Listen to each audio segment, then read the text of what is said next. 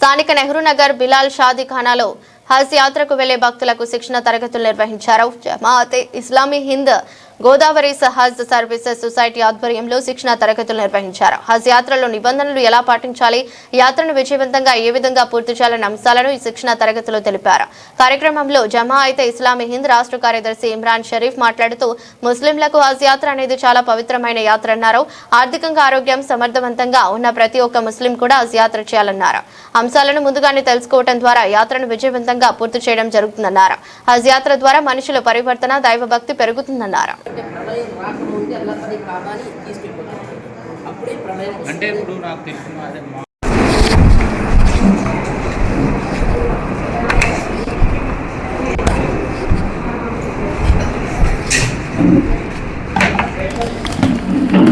हज के अंदर नहीं होगी। अल्लाह ताला से दुआ है कि अल्लाह ताला हज को कबूल फरमाए, अल्लाह हमारे तमाम के हज को हज मबरूर बनाए।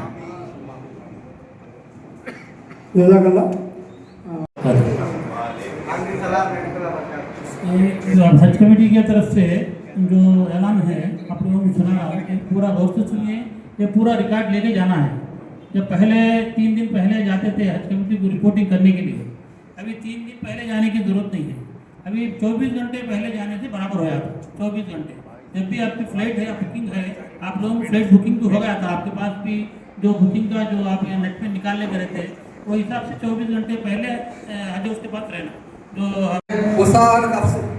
फोटोज के साथ है, इसलिए कोई परेशान होने की बात नहीं। वो किताब लीजिए आप, और उसके अंदर सारे मुकामात के नाम लिखे हुए हैं और कहाँ है उसका जिक्र है। आप आसानी से वहाँ भी उनकी ज़ियारत कर सकेंगे। परेशानी की बात है, मौलाना बोले आपको याद रहता है कि आप भूल जाएंगे, नहीं आपको किताब दी जाने वाली है। उसके अंदर జమాతే ఇస్లామీ హింద్ యొక్క రాష్ట్ర కార్యదర్శిని. అయితే ఈరోజు జమాతే ఇస్లామీ హింద్ మరియు గోదావరి హజ్ సొసైటీ తరపున, హజ్ సర్వీసెస్ సొసైటీ తరపున హజ్ యాత్రికుల కొరకు శిక్షణా కార్యక్రమం ఏర్పాటు చేయడం జరిగింది. ఎలా అయితే ప్రతి ఏటా హజ్ చేయడానికి, హజ్ నిర్వర్తించడానికి మక్కా యాత్రకు వెళ్తారో వాళ్ళందరికీ ఇక్కడ ఉభయ గోదావరి జిల్లాల నుంచి ఎవరెవరైతే వెళ్తున్నారో వాళ్ళ కోసం ఒక శిక్షణా కార్యక్రమం, అంటే అక్కడ హజ్ యాత్ర ఎలా ఉంటుంది, అక్కడ ఏ ఏ విధులు నిర్వర్తించాలి అనేటువంటి విషయాలను ఇక్కడ వాళ్లకు ప్రొజెక్టర్ ద్వారా వివరించడం అనేటువంటిది జరిగింది. అయితే మనందరికీ తెలిసిందే, హజ్ అనేటువంటిది ప్రపంచంలో జరిగేటువంటి అతిపెద్ద మానవ సమ్మేళనాల్లో ఒకటి. ఇందులో ఏంటంటే మానవ సౌభ్రాతృత్వం కొరకు, అలాగే ప్రపంచ శాంతి కొరకు ప్రార్థనలు జరుగుతాయి, ప్రత్యేకమైనటువంటి ప్రార్థనలు. అలాగే ఇస్లామీయ విధి విధానాల్లో కూడా 5 ప్రధానమైనటువంటి మౌలిక అంశాలు ఏవైతే ఉన్నాయో, ఒక మనిషి దైవాన్ని విశ్వసించడంతో పాటుగా తను నైతికంగా పరివర్తన చెందడానికి ఏవేవైతే పనులు చేయమని ఇస్లాం చెబుతుందో అందులో హజ్ కూడా ఒకటి. హజ్ అనేటువంటిది విధిగా నిర్ణయించడం జరిగింది. స్తోమత ఉన్నటువంటి ప్రతి వ్యక్తి కూడా, అంటే ఆర్థిక అలాగే ఆరోగ్య స్తోమత ఉన్నటువంటి ప్రతి వ్యక్తి కూడా హజ్ చేయడం తప్పనిసరి. ఎందుకంటే ఈ హజ్ ఏదైతే ఉందో ఆరాధనల్లోకెల్లా అతి పెద్దదైనటువంటి ఆరాధన. ఇది నిర్వర్తించినటువంటి వ్యక్తి తన పాపాల నుంచి విముక్తి పొందుతాడు.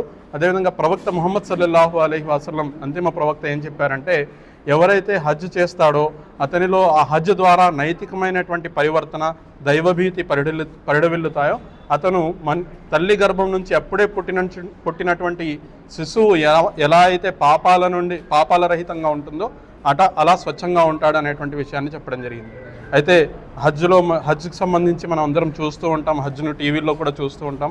హజ్ విధి జరుగుతున్నటువంటి సందర్భంలో, ఆ సందర్భంలో అక్కడ మనం చూసేటువంటి ప్రత్యేకమైనటువంటి విషయం ఏంటంటే, ఎక్కడా కూడా అందులో విఐపి కోటా అని చెప్పేసి కానీ, లేకపోతే రాజకీయ కోటా అని చెప్పేసి కానీ ఏ విధమైనటువంటి కోటాలు, ప్రత్యేకమైనటువంటి వసతులు అనేటువంటివి ఉండవు.